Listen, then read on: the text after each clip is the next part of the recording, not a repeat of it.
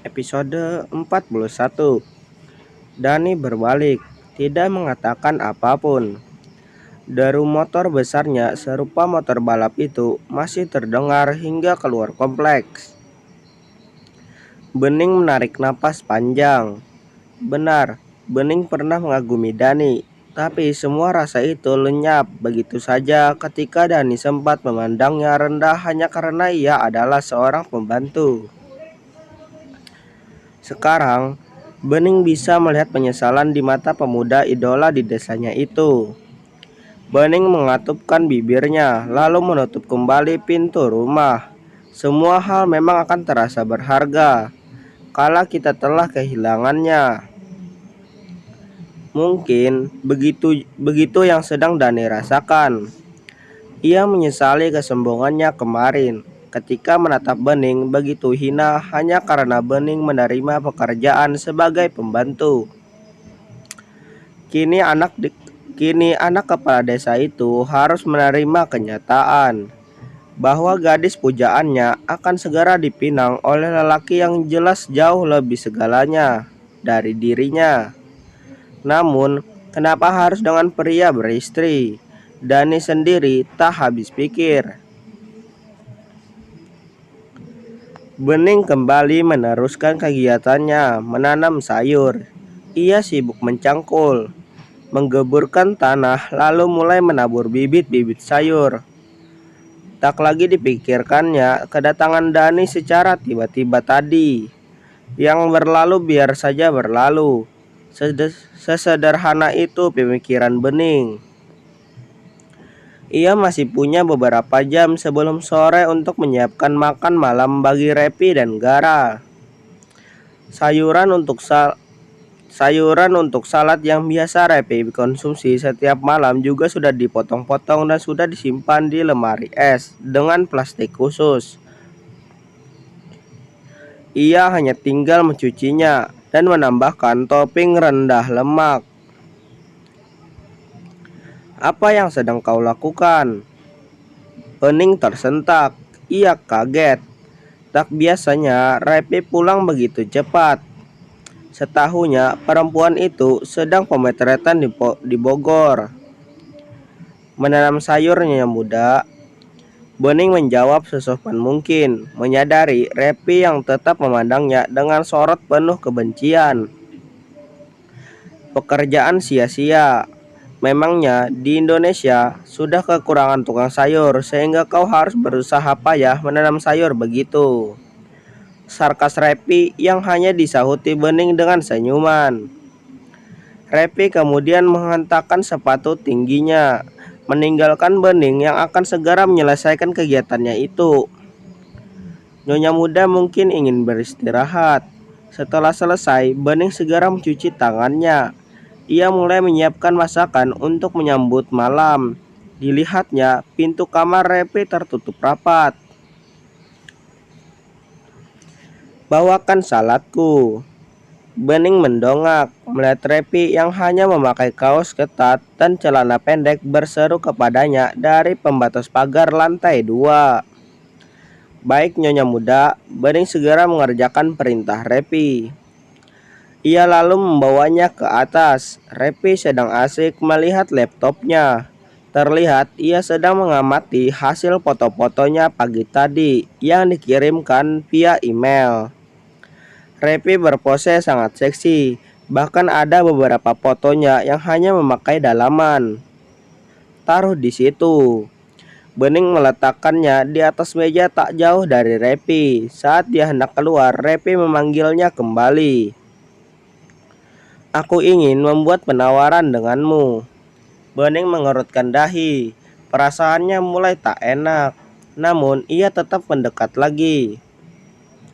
Maksudnya apa Nyonya? Aku akan memberikanmu uang yang banyak.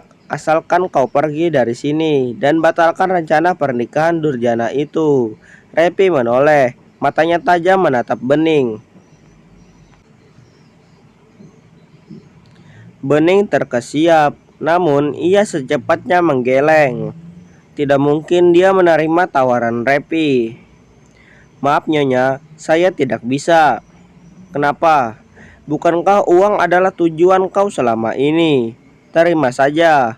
Aku akan memberikannya hari ini juga dan kau bisa angkat kaki setelah itu.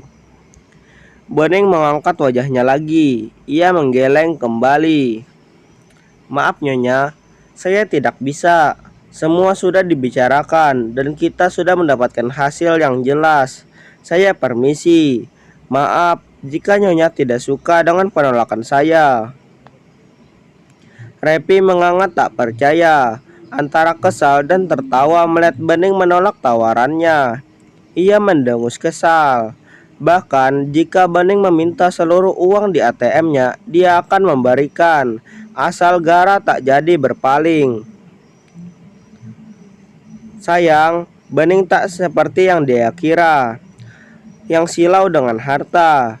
Dia kira semua orang desa itu sama, akan mudah sekali mengangguk jika sudah disogok dengan uang. Repi berteriak kesal. Saat malam tiba, Repi mendapati Gara baru kembali. Bening sendiri tahu bahwa Gara memang akan pulang terlambat.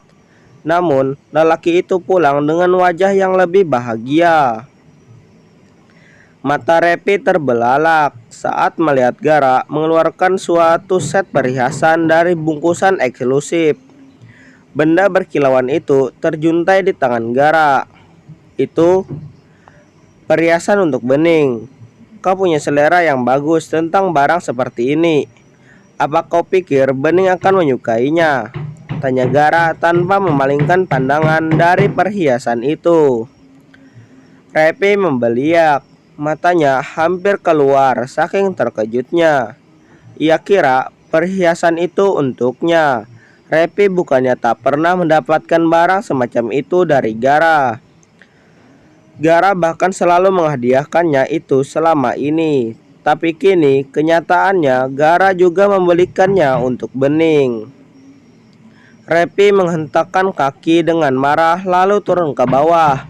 Ia memilih untuk menenangkan diri ke teras belakang. Gara menyimpan kembali benda itu, memasukkannya rapi ke dalam nakas yang langsung dikunci dengan kode. Rasanya sungguh tak sabar ia ingin menyerahkan benda itu kepada Bening. Episode 42. Bening menatap kehamparan luas sawah-sawah yang mulai terlihat ketika mobil mulai memasuki kawasan pelosok Banjar. Para petani yang kini mulai kembali disibukkan dengan bertani setelah hampir 2 minggu hujan merendam sawah mereka. Menatap terkagum-kagum pada 2 mobil mewah yang masuk ke desa terpencil itu. Bening sendiri sadari tadi hanya diam di samping Nyonya Besar. Bening sengaja tak naik di mobil yang sama dengan Gara. Gara di depan bersama Tuan Wibowo, sementara Bening bersama Nyonya Besar di mobil yang lain yang dikendarai supir. Gara juga tak henti melirik kaca, melihat mobil di belakang yang membawa Bening.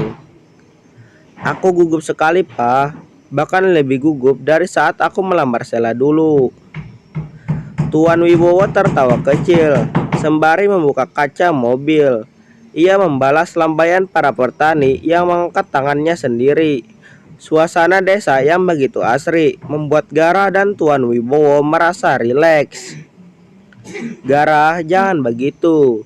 Bagaimanapun, Repi pernah kau minta dengan begitu mesranya dahulu. Tuan Wibowo mengingatkan Gara. Meski ia kurang menyukai Repi, tapi ia tahu betul bagaimana dulu Gara mati-matian ingin meminang perempuan itu. Ya, aku tentu tidak akan melupakan itu, Pak. Tapi sungguh, aku jauh lebih gugup sekarang. Gara membuat pengakuan lagi. Di dalam mobil lain, bersama Nyonya Besar, Bening hanya menatap para petani dari dalam. Ia tidak berani membuka kaca jendela, meski Nyonya Besar tidak melarangnya. Kau gugup, Bening? Tanya Nyonya Besar. Bening menoleh, tersenyum, lalu mengangguk. Sangat, Nyonya. Kau sungguh siap menjadi istri putraku, memberikannya keturunan di usiamu yang masih sangat muda ini. Tanya Nyonya besar lagi, seolah sedang mencari keyakinan Bening. Ia tidak mau gadis itu terpaksa melakukannya. Saya sudah memutuskan yang terbaik, Nyonya. Bening menjawab dengan tenang. Nyonya besar itu mengangguk. Kemarin, Bening sudah mengabarkan lagi kepada orang tuanya bahwa hari ini mereka akan tiba. Rupanya, tetangga yang rumahnya lebih luas dengan senang hati menyiapkan ruang untuk menyambut calon besar. Tidak mungkin mereka akan menyambut mereka di dalam kontrakan sempit itu. Dan ketika mereka sampai, betapa terkejutnya orang desa. Manakala dua mobil mewah berhenti, turunlah dua lelaki gagah disusul Nyonya besar. Supir juga Bening. Para tetangga memikir tertahan melihat Bening semakin cantik parasnya selama di Jakarta. Bening menunduk, mengangguk hormat kepada para tetangga yang menyambutnya sukacita. Tidak ada yang tidak suka dengan Bening di desa itu. Sosok kembang perawan yang tak banyak ulah, suka membantu tetangga dan sangat berbakti kepada kedua orang tuanya. Bapak, Ibu, luapan rindu itu mengalir di sela mata Bening kala ia merengkuh-ringkih tubuh kedua orang tuanya. Lalu ia pun tak lupa meraih Dewi, sang adik yang nampak pucat tetapi tetap berusaha tersenyum kepada semua yang datang.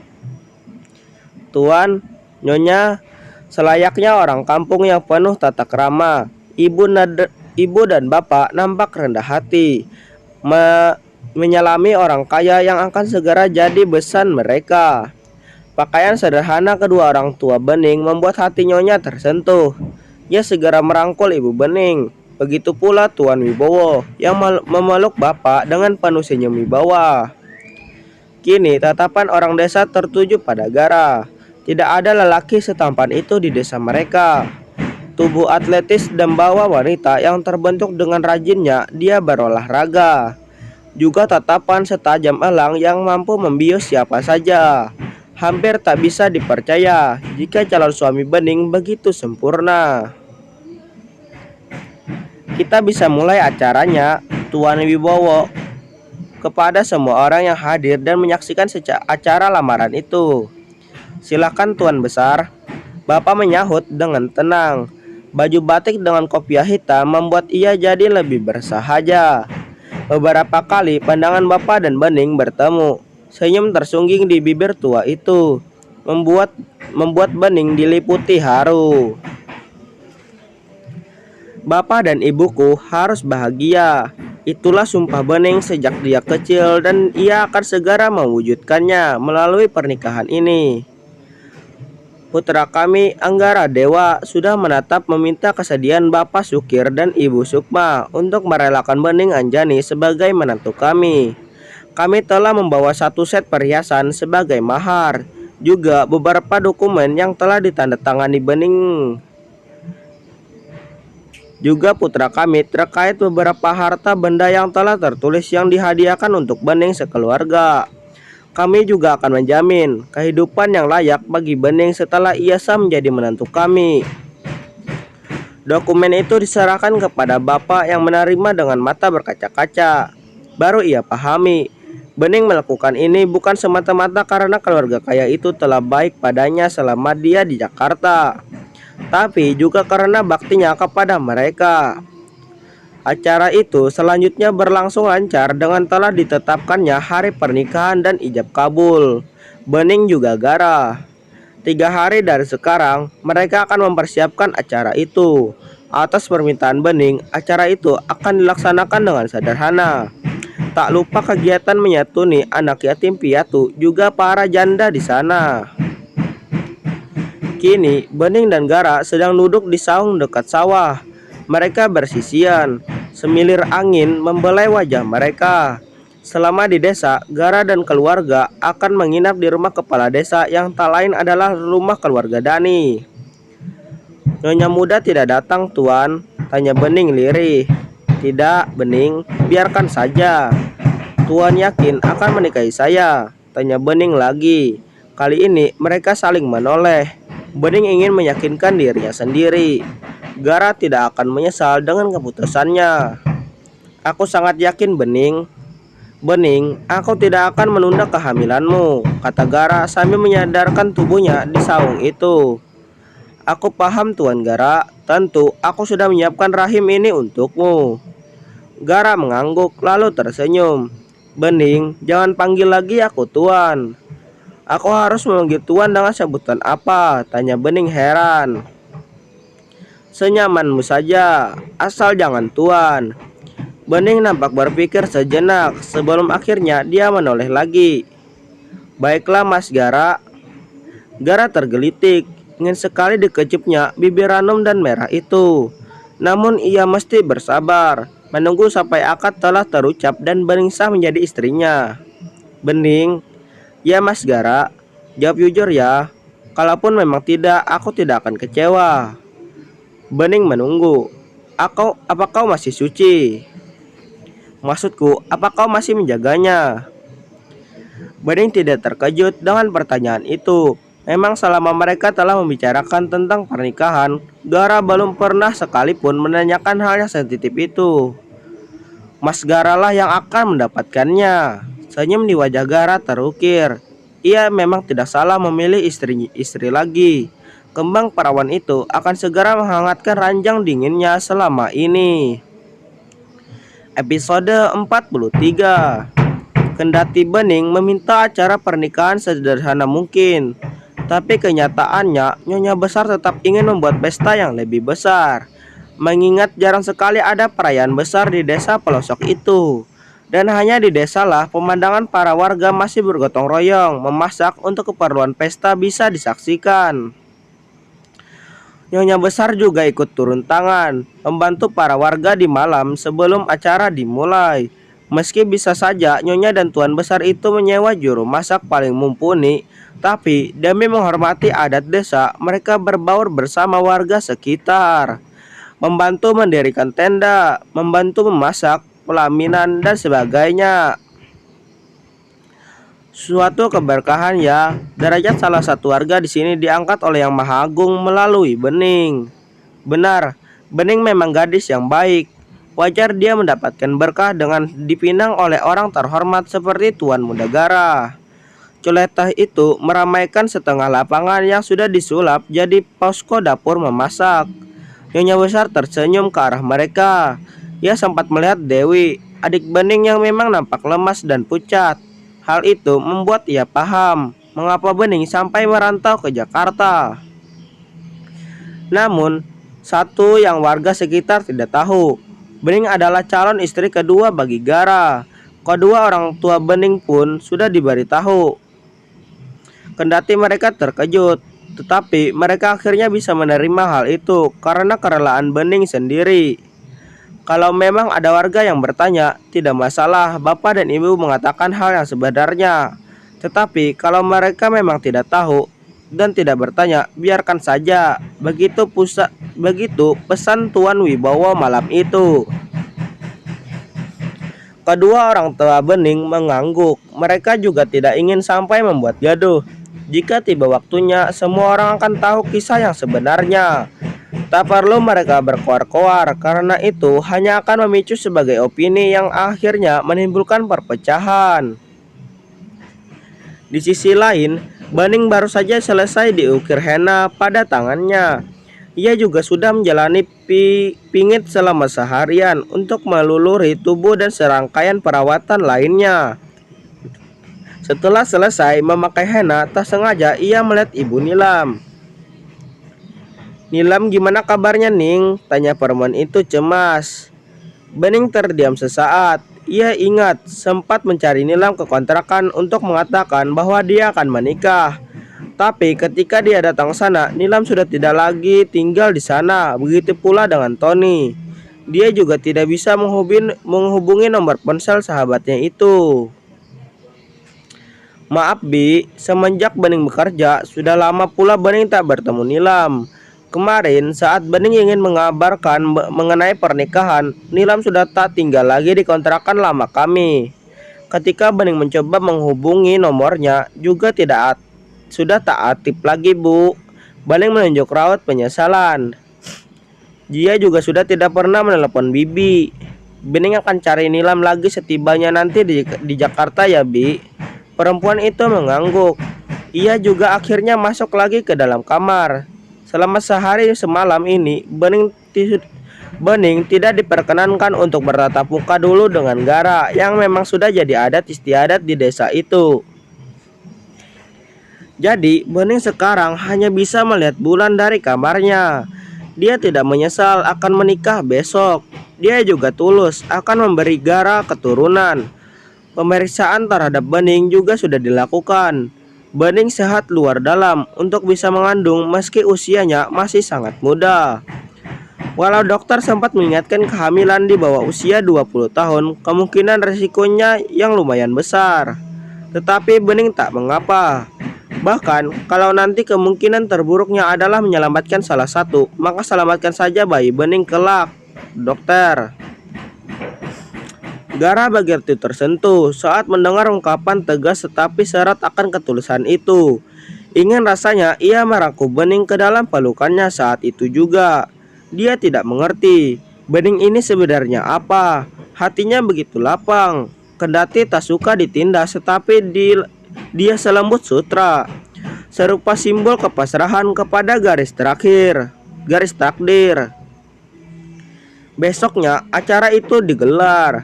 Sebuah meja yang telah dihias khusus menjadi tempat di mana akad akan terlaksana. Gara menunggu di depan meja di samping kedua orang tuanya. Lalu semua orang terpanah ketika melihat sosok cantik berbalut kebaya putih keemasan dengan rambut yang sudah dibentuk sedemikian rupa. Anak rambut dibentuk ikal mengikuti garis wajah, jatuh di setiap sisi pipi wajahnya. Hiasan natural semakin mempercantik sang kembang perawan yang hari ini akan segera dihalalkan. Gara merasakan jantungnya berdegup kencang sekali. Tak berkedip ia sepanjang jalan Bening menuju dirinya. Tatapan keduanya bertemu. Sungguh, kalau kata orang bidadari itu nyata adanya. Dia telah menemukan dalam sosok sederhana Bening si gadis desa. Cantik sekali, Pak. Nyonya besar berbinar menatap Bening yang menunduk sambil tersenyum lalu duduk di samping Gara. Bisa kita mulai. Penghulu pembimbing Gara yang kini telah berjabat tangan dengan bapaknya Bening. Gara mengangguk mantap. Ya Ananda Gara Dewa bin Wibowo Wirejaya. Saya nikahkan dan kawinkan engkau dengan putri saya yang bernama Bening Anjani binti Sukir Supratman dengan mahar 1 set berlian dibayar tunai. Saya terima dan kawinnya Bening Anjani binti Sukir Supratman dengan mahar tersebut dibayar tunai. Dengan satu tarik napas, Gara mengucapkan ijab kabul itu dengan mantap dan tegas. Bagaimana saksi? Sah, sah. Semua orang tersenyum lega. Bening kemudian mencium punggung tangan Gara dengan takjim. Gara meletakkan telapak tangannya di atas kepala gadis ranum yang sudah menjadi istrinya itu. Cincin tersemat indah. Ijab kabul itu sudah sah mengikat keduanya. Seseorang melihat pernikahan itu dengan hati hancur, tapi dia tidak bisa apa-apa. Repi hanya bisa menyesali keegoisannya di dalam mobil setelah ia ikut menyaksikan pernikahan suaminya dengan Bening barusan. Perlahan ia mengusap perutnya sendiri, mencoba menyangkal sesuatu yang tidak akan mungkin bisa tumbuh di sana lagi karena kesalahannya sendiri. Episode 44. Kamar Bening yang tak seberapa besar itu telah disulap menjadi kamar pengantin dengan nuansa putih. Saat ini Bening dan Gara sudah berada di kamar. Waktu itu sore masih menyimbangi ketika acara pernikahan sudah selesai, menyisakan para warga desa yang masih menikmati sisa-sisa acara dengan organ tunggal. Bening nampak duduk di atas kursi di depan meja rias. Gara baru saja keluar dari kamar mandi, lengkap dengan baju pengantin yang belum dibuka. Situasi jadi sedikit canggung lagi.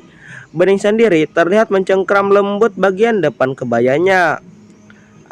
Aku menunggu kau sendiri tadi, Bening.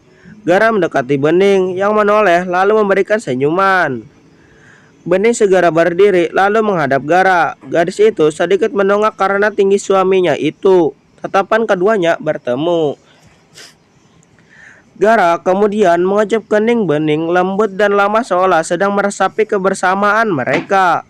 Rambut bening yang digelung itu terbuka perlahan saat Gara menarik panahannya. Rambut panjang, hitam dan lebat itu terurai begitu saja. "Kau cantik bening," bisik Gara sembari menelan silpannya susah payah. Harum-harum gadis perawan itu membuat kelakian Gara bergolak hebat. Apa cantik saja cukup untuk membuat Mas Gara merasa nyaman selama aku bersamamu?" tanya bening lirih. "Cantik hati juga parasmu bening. Aku juga nyaman karena kau selalu bisa menenangkanku." Bukan tanpa alasan bening menanyakannya, Mas Gara. Sebab ketika wanita yang sudah menanjak dewasa, ketika sudah terhantam masalah di dalam rumah tangganya, seringkali yang bening lihat adalah gurat lelah, hingga hilang pudar cantiknya. Kalau Mas Gara menikahi bening karena paras, sungguh tak akan ada jaminan kebahagiaan di dalamnya. Bening sadar selama perjanjian, kalau terbit selaksa rasa untuk Mas Gara, bening harus menahannya sampai kerelaan bening memberikan anak kita untuk Mas rawat bersama nyonya muda. Bening menunduk lagi. Gara tersenyum mendengarnya. Bening sedang mengutarakan perasaannya. "Bening, jangan dulu berpikir sejauh itu. Kita jalani semuanya. Biarkan waktu dan rasa itu tumbuh pelan-pelan. Kalau memang nanti ada kemungkinan ke arah sana." Bening mengerti Mas Gara. Maafkan bening yang sudah terlampau jauh memikirkan hal sepelik itu. Bahkan biduk rumah tangga baru saja akan kita arungi, Mas Gara, terimalah bening di dalam hidupmu selama masa kesepakatan kita. Begitupun bening yang akan melayani juga memberikan yang terbaik untuk Mas Gara. Satu pula yang bening minta, kalau seandainya Mas marah, jangan sekalipun mendaratkan tangan ke tubuh bening. Sejatinya aku adalah putri yang dijaga dan dibesarkan susah payah oleh petani sederhana yang bernama ayahku. Pesannya selalu satu, pria yang menikahiku tidak akan pernah mudah melayangkan tangannya ke tubuhku. Semoga Mas memahaminya. Gara mengangguk, memejamkan mata, mencerna kata-kata lembut itu. Lalu perlahan ia meraih bening ke dalam pelukannya. Hangat. Bening baru kali ini dipeluk oleh lelaki. Tubuh atletis Gara mengurung bening dalam indahnya kasih sayang. Bening membalas pelukan itu. Lalu Gara melepaskan itu perlahan. "Aku berjanji padamu bening. Aku akan menjagamu. Aku tidak akan pernah menyakitimu. Sekarang bolehkah aku kecup bibirmu?" tanya Gara serak. Bening mengangguk perlahan. Gara menunduk, meraih wajah bening, lalu mendekatkan bibirnya. Bening menerima sentuhan dari bibir Gara yang dengan lembut perlahan bening membuka mulutnya, belajar membalas, yang mulai memacu hasrat keduanya. Gara menikmati ciumannya bersama bening untuk waktu yang cukup lama. Berkali-kali mereka mengulangi setiap kecupan manis itu. Gara belum ingin menjalahi yang lain. Manis bibir bening bagai candu hingga ia masih sangat menginginkan persatuan dari bibir mereka. Gara melepaskan ciumannya perlahan. Mata bening sendu. Gara menciumi lagi kening perempuan yang sudah sah menjadi istrinya itu. "Bening, aku sungguh tidak sabar lagi," bisik Gara lembut. "Mas, mau melakukannya sekarang?" tanya bening penuh pengertian. Gara melihat ranjang bening. Ia menggaruk kepalanya. Rumah sempit, ranjang yang berderit. Ia tidak akan nyaman jika melakukannya di kamar kecil itu. Suara mereka tentu akan bergema ke segala penjuru. Sementara Gara membutuhkan bening bukan sekadar untuk menumpang benihnya, tapi juga ia ingin menikmati indahnya penyatuan itu tanpa terganggu. "Bening, apa ada penginapan di sekitar desa ini?" tanya Gara. "Ada Mas Gara, tapi lokasinya cukup jauh." "Tak apa, kita pergi dengan mobil." "Memangnya siapa yang mau menginap Mas?" tanya bening tak mengerti. Gara tersenyum gemas. Ia baru sadar bahwa bening masih sangat asing dengan aktivitas ranjang. Sayang, kita akan melakukannya di penginapan. Aku ingin menikmatinya, tidak mau tergesa-gesa atau merasa tak enak karena suara kita nanti akan menggema kemana-mana. Bening tidak mengerti, tapi dia memilih mengangguk. Dia kira melakukannya berarti hanya masuk sebentar lalu menumpahkan benih agar kelak bisa jadi bayi. Masih dengan memakai kebaya, Bening mengikuti Gara membawanya keluar. Kedua orang tua mereka seolah paham dan melepaskan Gara juga Bening menuju ke penginapan yang mereka inginkan. Ya, Nyonya Besar pun mengerti hal itu. Ia mengibaskan tangan, meminta Gara segera membawa Bening kemanapun mereka mau. Episode 45. Masih seberapa jauh, Ning? Tanya Gara sambil terus mengemudi. Matanya melirik sekali Bening yang nampak tenang. Darah Gara berdesir. Ia baru kali ini merasa begitu gugup ketika akan meniduri seorang perempuan. Bening juga sepertinya tak begitu tenang, tapi dia berusaha untuk tetap rileks di tempatnya duduk sekarang. Ada belokan tak jauh dari simpang pertigaan itu, Mas. Gara masuk ke sana ya. Gara mengangguk saja, tak mampu menjawab dengan kata-kata, sebab ia sekarang sedang mati-matian menahan hasratnya sendiri. Gara sendiri bingung, dulu bersama Repi dia tidak seantusias ini. Padahal dulu Repi sangat istimewa baginya, meski perempuan itu menikah dengannya dalam keadaan tak lagi tersegel. Sekarang, Gara jauh lebih berdebar. Entah apa yang mendorongnya merasakan itu semua. Perasaan aneh yang membuatnya ingin segera menguasai Bening di atas tubuh gadis itu. Gara segera memarkirkan mobilnya di parkiran penginapan. Beberapa staf penginapan itu melongo heran melihat mobil mewah parkir di penginapan mereka. Mau pesan kamar, Mas? Tanya pelayan penginapan. Gara mengangguk. Kamar yang luas dan AC-nya ya. Gara memilih tempat yang nyaman untuk dan Bening. Harganya beda dengan yang biasa loh, Mas. Pelayan itu mengingatkan. Gara memandangnya jengah lalu mengeluarkan uang merah berlembar-lembar. Wah, ini kelebihan, Mas. Pelayan itu nyengir kuda. Ambil saja, ucap Gara cepat sembari meraih kunci yang sudah diserahkan oleh staf penginapan. Gara segera menggandeng Bening, membawanya segera ke kamar dengan nomor yang sudah tertera gantungan kunci. Para staf melongo melihat kelebihan uang, tapi kemudian mereka bersorak senang. Gara dan Bening mendapatkan kamar tepat berseberangan dengan danau. Kamar mereka besar, dilengkapi AC seperti keinginan Gara. Setelah Gara mengunci pintu, Bening masih berdiri mematung. Bening bingung dia harus bagaimana, apa langsung berbaring atau harus apa dulu.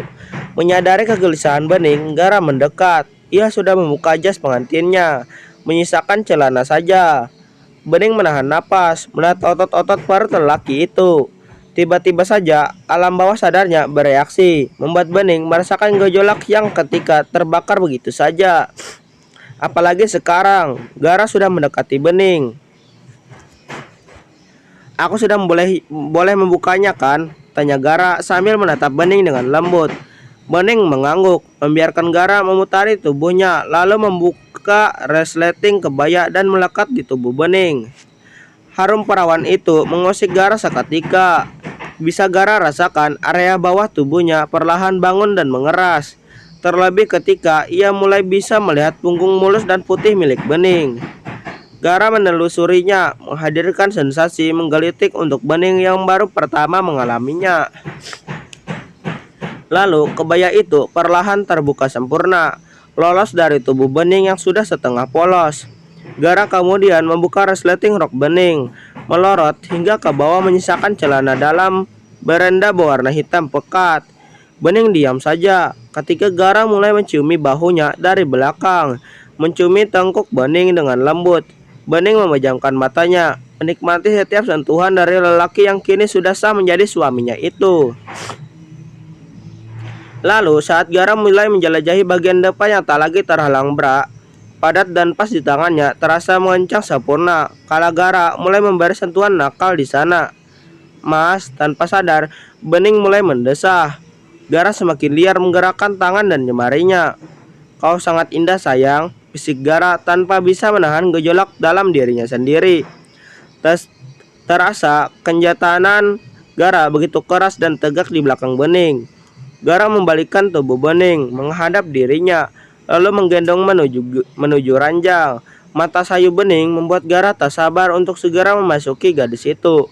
Perlahan Gara mulai merabahkan Bening yang kedua bukit indahnya sudah menegang sempurna dan tampak bulat itu. Gara berada di atas Bening. Mereka saling bertatapan lalu kembali menyatukan bibir yang masih rindu untuk saling bergelung. Gara tak sampai di situ. Ia terus memberikan pemanasan agar Bening siap menerima dirinya saat waktu masuk nanti. Ia begitu lihai melakukannya. Tanpa sadar, Bening mulai melenguh, membuat Gara semakin bersemangat. Tahanlah sayang, ini akan sedikit sakit. Gara mulai mengarahkan pusakanya, masuk perlahan. Sempit sekali, terlalu sempit. Bening menggigit bibirnya ketika Gara mulai menerobos lebih dalam. Sakit mas? Bening mengikik tertahan.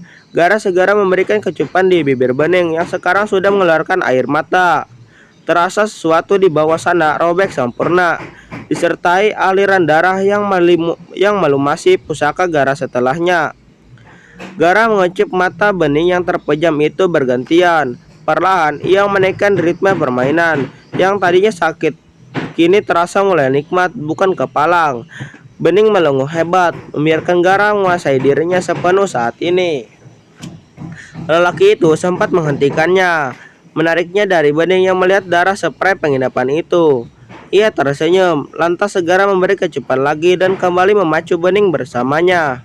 Hingga tiba saatnya, ketika sudah terasa di ujung, Gara melepaskan sempurna benihnya di dalam tubuh Bening yang ikut mengejang menerimanya. Gara menahan tubuh Bening yang mengelinjang, lalu kembali menatap Bening dengan tatapan lembut. Terima kasih Bening, sayangku. Bening mengangguk, lalu memeluk Gara erat dengan lelaki itu yang segera membalasnya.